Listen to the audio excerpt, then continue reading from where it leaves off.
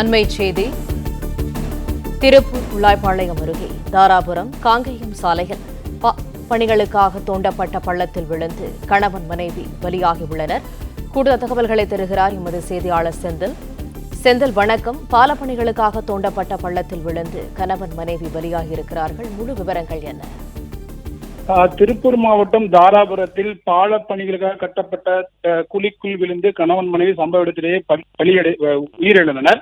மேலும் படுகாயமடைந்த அவர்களது மகள் மருத்துவமனையில் சிகிச்சை பெற்று வருகிறார்.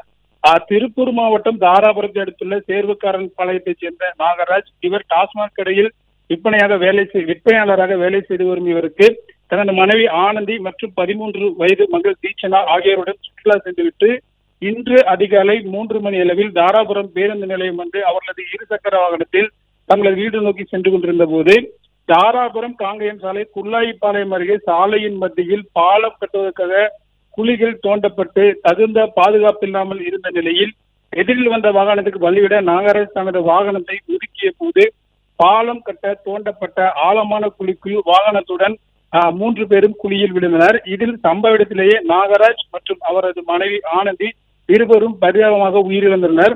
மேலும் அவர்களது மகள் தீட்சனா பலத்த காயமடைந்து உயிருக்கு போராடிய நிலையில் விடிய கூக்குரலிட்டு யாரும் இல்லாத நிலையில் அந்த வழியாக சென்ற கல்லூரி மாணவர்கள் அடங்கிய குழு ஒன்று இவர்களது சத்தம் கேட்டு மாணவி தீட்சண்யாவை மீட்டுள்ளனர். மேலும் உடனடியாக ஆம்புலன்ஸுக்கு மாணவி தீட்சண்யாவை மருத்துவ சிகிச்சைக்கு அனுப்பியுள்ளனர்.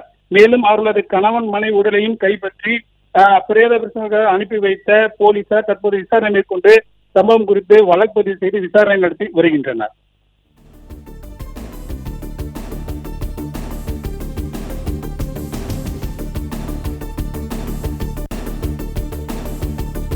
தகவல்களுக்கு நன்றி செந்தில்.